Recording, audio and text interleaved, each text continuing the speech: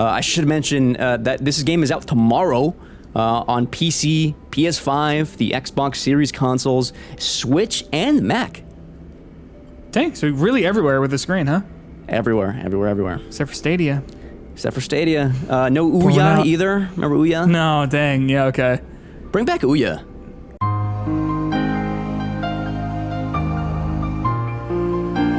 Bring back the Ouya. Citizen Sleeper can do it, if anything. Yo, what is up, gamers and RPG fans, and welcome to Game Gems, the show where we go hands-on with the latest, cool, small, hidden gem video games and give you our initial impressions. Today we're checking out Citizen Sleeper 2, Starward Vector, the Sci-Fi CPRG sequel from Jump Over the Age. I am Christian Macias, and joining me once again, video lead, Peter Hunt-Spitek. Peter, you ready to role-play in the Starward Belt? I think For I Am a Robot, I believe, is the thesis of Citizen Sleeper 1. Is that right? An iRobot, some might say. Yeah, yeah. Will Smith type beat. So, Peter, sorry in advance, because I'm gonna talk a lot to explain the systems of how the game works. So, this is where the game starts. We're on a small station called Hexport on the outskirts of an asteroid belt. And like the first game, we play as a sleeper, not the same sleeper, which is essentially a robot uploaded with the consciousness of a human. And the story pitch is, after a half-failed reboot, we start the game out on the run from our former captor. And even though the game's not a direct sequel, not the same sleeper from the first game, the meta-textual commentary of dystopian corporatocracy is still super forefronted in this game. So still the same tagline, role-playing in the ruins of interplanetary capitalism. So as you can see right now, the way you do that is with dice. You get 6 dice at the start of your cycle, and you get to pick and choose what to do on that day. So you can work odd jobs to make money, you can explore to try and meet people, things like that. And the kick is that certain tasks are more dangerous than others, and depending on which dice you choose to roll, your likelihood of rolling a positive outcome either increases or decreases. And the way to advance these plot lines is to roll enough positive or neutral outcomes that you advance the objective clock down at the bottom. That's a lot, but that is essentially the core of the first and the second game. Okay, and you're making choices too, right? About like what exactly you are doing and where and what, right? Yeah, because you only have 6 dice, dice, you can only do certain amount of tasks per cycle or per day, right? So you're gonna have to pick and choose what you want to advance in this part of the story at that time. Okay. And so the dice have like different values to them. Does that mean that like you're getting different like skills and whatever else out of the things that you're putting them into? Yeah, essentially, yeah. Okay. The higher the dice, the better your roll is. It gets more complicated than that, and I'll explain, but I want to note here, so this is how the game progresses. You run out of dice, and you have to end the cycle, and you begin the next day. Sometimes there's a little, an NPC talking to you, and you get some story bits. Sometimes you just go right into the next day. And yeah, so you get your 6 dice, and you gain your energy back that you lose for the day. When you sleep, you lose -1 energy, and the way to do that is by either working or buying food. And yeah, so hopefully you get some good dice. Like I have a 6 and a 5, and I can use those to do more dangerous or more risky jobs out in this port. Lower ones obviously will have not as good chances of me to get positive outcomes and progress the clock. I'm going to talk a bit more. Yeah, keep going. This is where the dice mechanic gets more interesting. This is my sleeper. Like the first game, you can choose a class of sleeper when you start the game, and I chose an operator, which means that I'm pretty skilled at tasks that deal with computer interfaces, but lack the skills to do tasks that like require endurance. You can see my endurance bar is just completely red. I can't upgrade that at all. We'll talk about push later on. But I want to mention that I wasn't proficient at engineering tasks at the beginning either, but I earned enough points to upgrade it a little bit. And so what these does is it's a modifier. So the better I am at a particular skill, the better my dice can do. So if I go into a job that has an interface kind of skill check, since I have the plus meter on there, my 4 can either become a 5 or it can become a 6, which increases the likelihood of me getting positive outcomes. The inverse, though, is if you lack the skills and choose to do that roll anyway, you might lose a dice. So your 4 can become a 3 or a 2. So you're running this risk constantly and kind of picking and choosing what jobs or what particular things you can do that are better equipped for your sleeper. Okay, interesting. This is just like the first game. This is just giving you what is Citizen Sleeper. This is just like the first game. Things are going to get a bit more complicated, and I will explain this. Okay. So in terms of like, every cycle, are you getting different dice? Like is it a random assortment of dice that you end up getting, or do you get 1 through 6 or 1, 2, 3, 4, 5 every time? It's 1 through 6, but it's totally random. It's a random roll. You can get all 6s, you can get all 1s, but most likely you're gonna get a random assortment of between the two. A combination of therein. If that makes sense. Got it. Yeah, and then so when you built your character and stuff, is that similar to how it functioned in the first game? Yeah, you just pick a class and you have like your push, which I'll explain in a bit, and then the kind of base skill line, which is your intuition, your endurance, your engineering, those kinds of skills, which you can upgrade or not upgrade in certain cases. Gotcha. That's just like the first game. We're gonna get into this question that I had for Citizen Sleeper 2. Yeah. Which the big question for me was, how do you improve from the first game? If you didn't play the first game, it's just like this with amazing writing, mind you. Like one of the best video game writing I've ever played, and some of the best music. The same scorer, Amos Roddy, returns for Citizen Sleeper 2. But the big question was like, how do you improve? The first one is you're on this stranded space station called the Eye for the entire game, and I know that they didn't want to just do the same thing again. They didn't want to just give you more Citizen Sleeper. They want to do something different. So we're going to get into what the answer is. So I meet this guy. His name is Karsten, and he's got these fuel lines that I need to repair my ship. So if you remember, we're out on the run from our former captor, which means we're evading him by essentially going to different space stations. So this is where the game gets bigger. Let me show you here. Yeah. We're gonna board our ship. We're gonna see that we need our fuel lines. We open up the map. We can take on these jobs. There are these jobs that you can get, these contracts that are nearby the station, and you can go on these jobs, which we'll get into in a second. But then the game gets a bit bigger.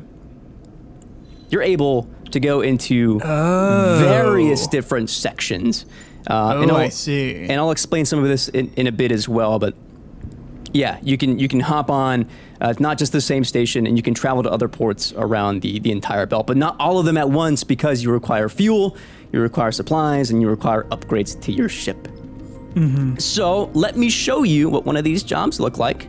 When you're So when you're out on a station, you can meet people to join your crew to take on a contract. This is the crew I'm choosing for this contract, and some of them are locked. You have to pick one member, and then you can select a different crew member.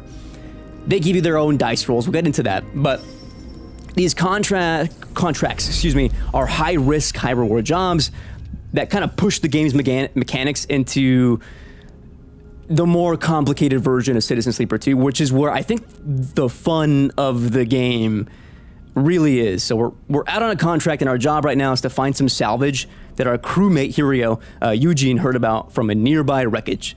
The catch, though, is that we have to try and find it before a rival crew finds it first.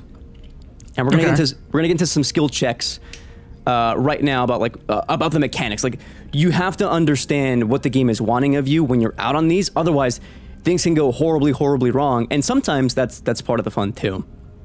So, the game's writer and designer, Gareth Damian Martin, said that they wanted the game to be about really pushing your luck and feeling like you're either barely getting by or in dire shape like the entire time. Like that is the core essence of Citizen Sleeper 2.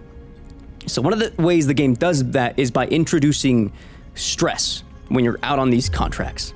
At the top of the dice, you'll see a little bar. It's empty right now. But you run the risk of, when you accrue negative outcomes, you can accrue stress. And once you reach certain blips on there, if you roll a 1, let's say for example, all dice that have a 1 in them will take damage to that dice health meter, which you can already see right now. I've been on contracts before.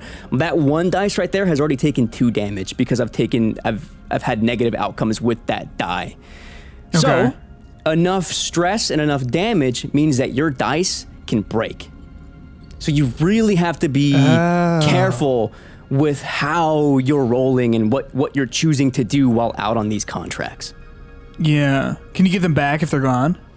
You can, and I'll show that afterward. But yeah, there's a whole system for repairing dice that also complicates the way the dice works. We'll get into that, but it is so fun once you understand what the game is asking you to do and how to like get into it. So let me show you this. This is an earlier contract, right? So we're out in a different contract. We have a low roll. I'm going to use my push. Push are perks for separate sleepers. My operator can re-roll certain dice. So my 2 1s turn into a 4 and a 2, which is good for us. But it costs us +1 stress. So I'm going to show you that sometimes using a push is not good, and you want to use lower dice because you might have too much stress, and then you have higher dice that might take damage or even break. I'll show you that here in just a second. Okay. I'm talking a lot. It's complicated, I know. Yeah. Does the game do a good job like onboarding you to all this? Dude, I'm so happy you said that. Yeah. I'm like, this is like 6 hours of gameplay distilled into maybe 20 minutes of video. Like it does a really good job of introducing you slowly to these mechanics, making sure you understand before you even go and do them. So here I am. I'm gonna use a push on hopefully on my 1 and my 2, right? But because I've accrued enough stress and they're low health, they broke. So now I only have 2 dice. So that just leaves you with way less options then, right? Absolutely. Which, when you're out on contracts and you have like a time limit to do these things, that can make or break a job. Mm-hmm. Oh, but you have dice from your additional contractors that you can use as well. And they also accrue stress as well. So you don't want to make sure they're not overburdened, or otherwise you can't use their die. Mm-hmm. And then, so question for you, if I may.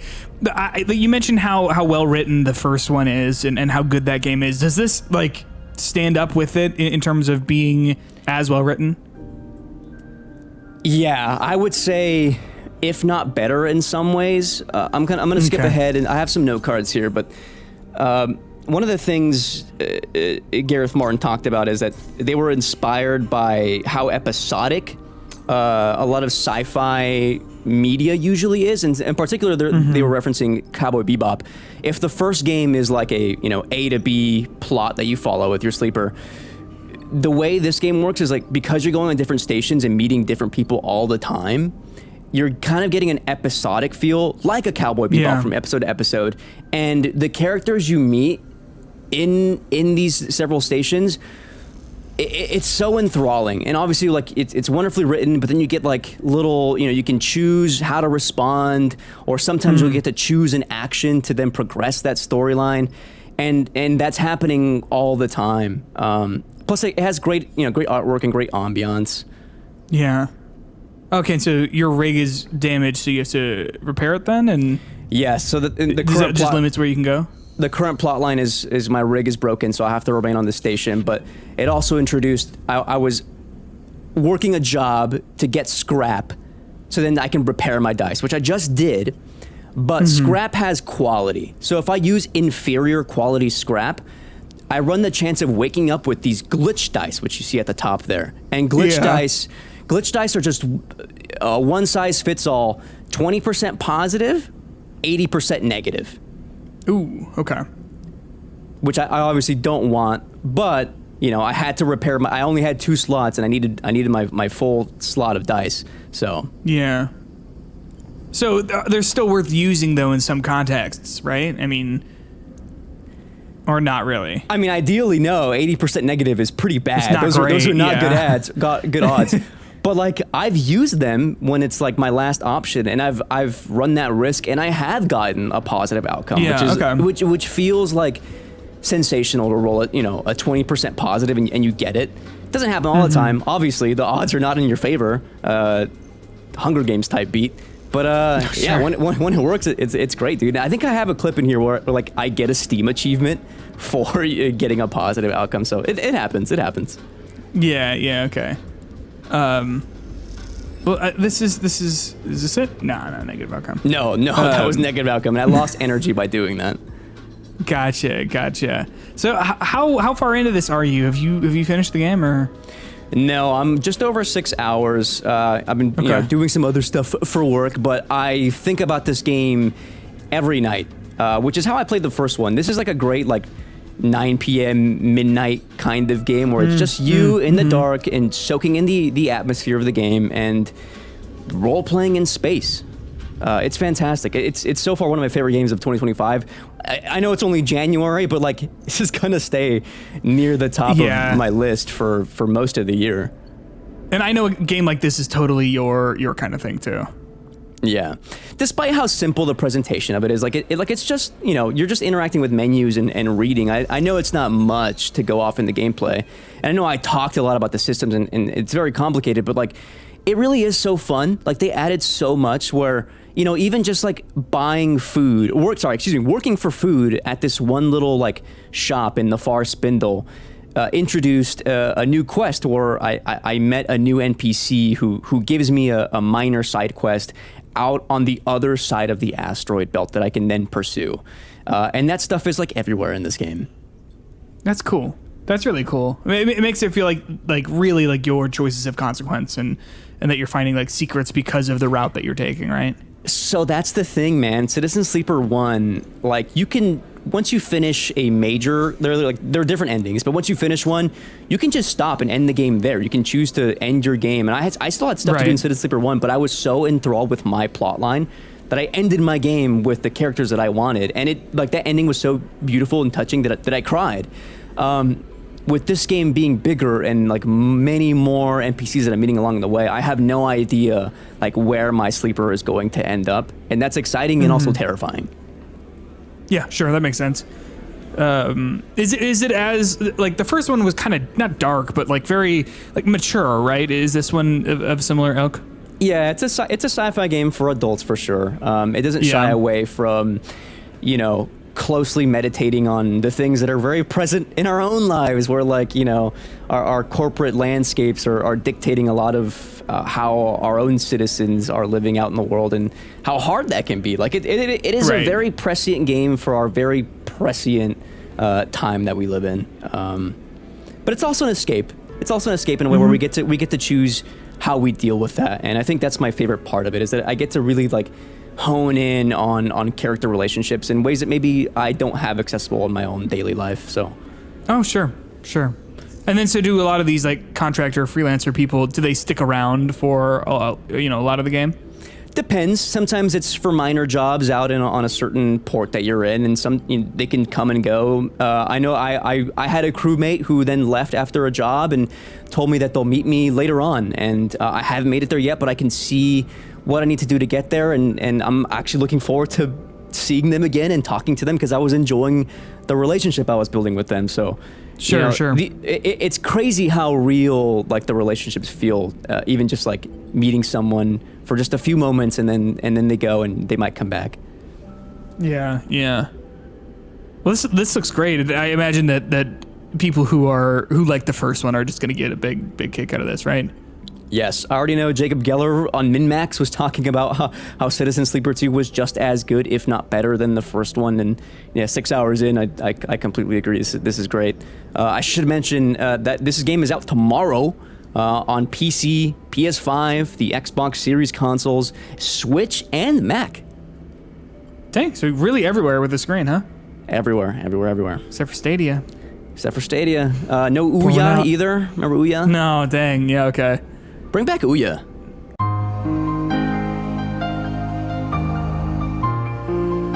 Bring back the Ouya.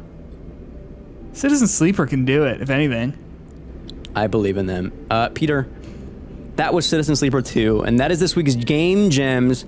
Let us know what you think of the game down below. For more on Citizen Sleeper 2, you can check out a review on our website, and for all things Sci-Fi RPG, make sure you stick with the gamer.